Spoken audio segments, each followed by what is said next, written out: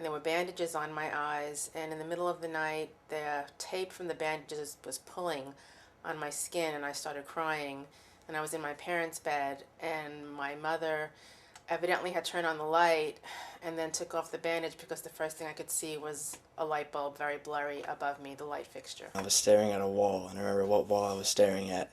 And I asked whose birthday it was for some reason, and my mom told me it was my birthday and we were going to my grandmother's house. I don't know if this is an actual memory or if this is just something I've seen from pictures and I think it's a memory. I think there are other ways that our mind and our spirit expresses itself, but not in physical form. I do remember at times in my life getting into dreams enough so that I would wake up halfway and write them down. So somewhere I do have a log of some dreams of 20 years ago. Dreams about like two of my pets that have passed away. I'll have a lot of dreams where they're just back, and either it's like, oh, they're back from the dead, or it's just normal that they're there. Your subconscious, I guess, talking to you, really. It's like your subconscious working through life and trying to digest aspects that you have neglected throughout your reality. I'm in my house and I find a door that I never knew was there before. And when I open it, I find a whole corridor of more rooms, and I'm so amazed and shocked that I could live in this house and not know that I had a whole nother section to it.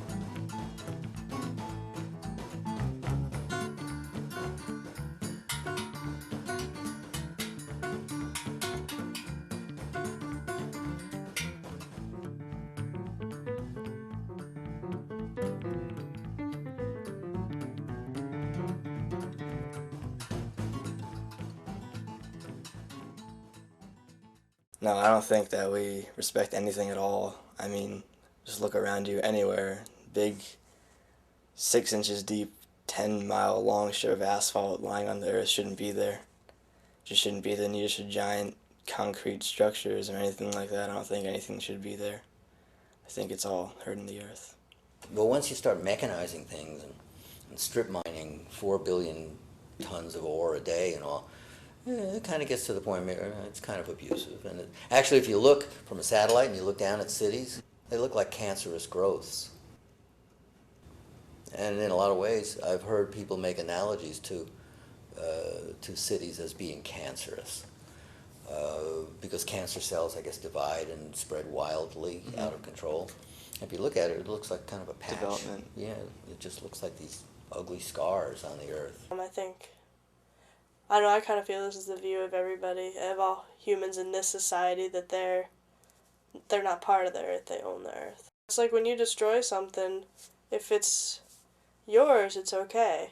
If it's not yours, it's not, and they feel like I can do whatever I want to this earth because it's mine. And that's the mentality. Humanity is almost like a cancer of nature. It's turning into a cancer of nature. That's how I look at it. Okay. And it might be natural. It might be the natural course that nature is taking. Now we're becoming a cancerous and we're going to just kill everything and destroy. Which is, hey, that happens to people and animals all the time. You live in a small village, you was living with anything you ate was natural. Of course, even those years, even in the city, it was more natural than what we have now. I don't think as human beings we live in harmony with the earth at all. I think we disrespect it.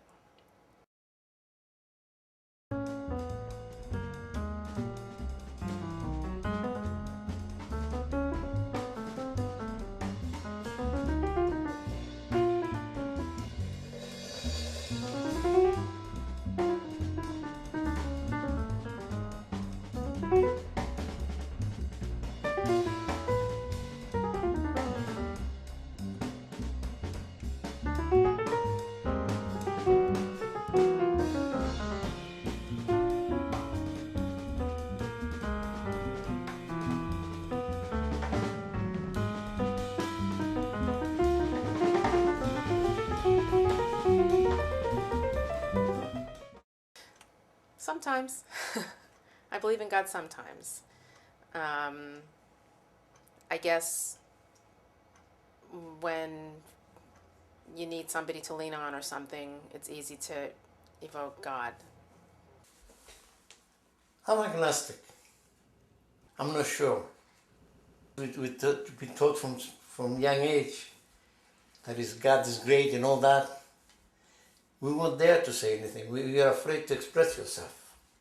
I believe it's just an energy force that goes without, like, throughout all of us and throughout everything. Everything shares the same type of energy, so that we're all linked in some way because we all have the same energy that wants to stem from one large energy. It's more of a oneness, a kind of connection to, you know, everything, and a meaning for everything, really.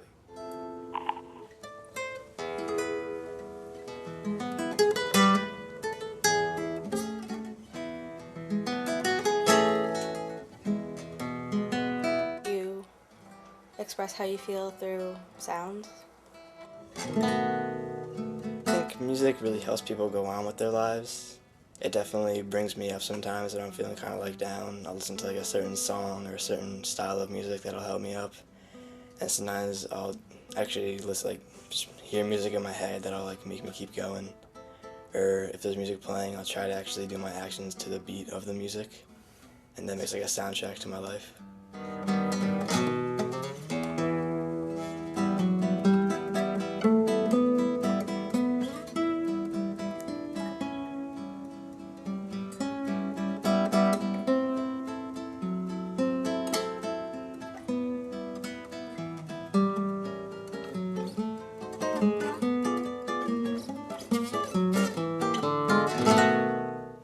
I think love is when you would put that person in front of you and you don't think you could ever live without them. I do believe in love to some extent, but I also think that lust, is this like a comparison? Like lust? Okay, I also think that lust plays a large part because humans are definitely very primal, and we still have a lot of our primal urges and primal drives, and I think that that has to do with a lot of what we call love. But I think there's definitely a bond that can occur between two people in some way, in some energy. It can make you extremely happy, to the point of, where you block everything else out. It can make you extremely upset to the point where you block everything else out. And that could be a good thing or a bad thing, depending on what you're blocking out. But overall, I think love's a good thing. It's a crazy thing. True love perceives no other, and we're all one. But until we get to that, we tend to particularize it. We tend to idealize it into, that person or that person.